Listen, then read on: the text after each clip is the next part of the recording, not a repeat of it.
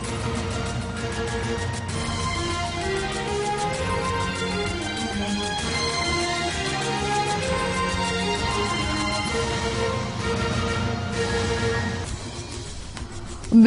Steel plant ప్రైవేటీకరణను వ్యతిరేకిస్తూ AP అసెంబ్లీలో తీర్మానం ప్రవేశపెట్టారు మంత్రి Mekapati Gautam Reddy.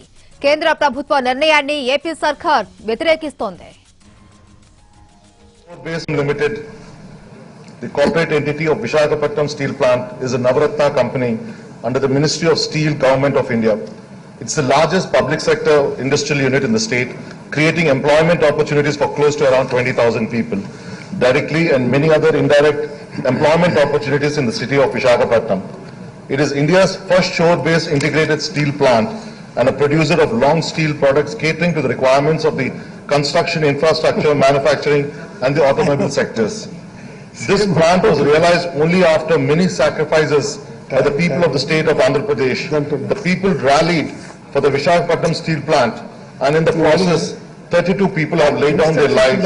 On the 17th April 1970, the then Prime Minister of India announced the government's decision to establish a steel plant at Visakhapatnam, culminating the decade-long public agitation, Vishakha Ukku, Andhrula Hakku in the undivided Andhra Pradesh.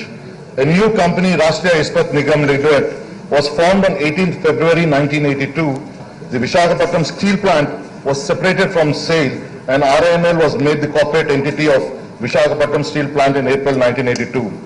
The RINL has also two subsidiaries in Odisha Mineral Development Corporation and Bisra Stone Line Company. The OMDC has 6 iron ore mines in Odisha but yet to commence productions. Speaker sir, it's a fact that the plant has had a good performance between 2002 and 2015, earning profits and possessing and positive net worth. The plant has pragmatically turned around in 2002 after being reported to BIFR as a sick company. The company has around 19,700 acres of land currently, and the valuation of these lands alone could exceed 1 lakh crores due to the location of the plant in the urban area and rapidly expanding urban sprawl. The reasons for poor financial health is one of the major structural issues that also leads to high cost of production in the absence of captive buying, thereby affecting the profitability. It has to buy the iron ore at a market price from NMDC, which is not higher than the market price. Whereas the companies with captive mines enjoy a cost advantage owing to availability of raw material at low cost. RINL currently has a capacity of 7.3 million tons and has taken up plant modernization and capacity expansion recently, which made the plant to borrow loans from the banks to take up this expansion.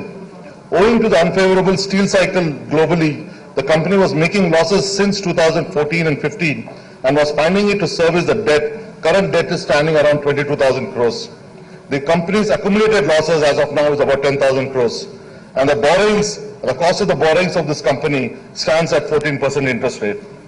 The issue of strategic disinvestment, the Cabinet Committee on Economic Affairs, Government of India in its meeting held on 27th January 2021, accorded in principle approval for 100% strategic disinvestment of Government of India's shareholding in RINL, along with RINL stakes in subsidiaries and joint ventures through strategic disinvestment by way of privatization. Our Honorable Chief Minister addressed the Honorable Prime Minister on 6th February 2021 and again on 9th March 2021, suggesting various measures to turn around.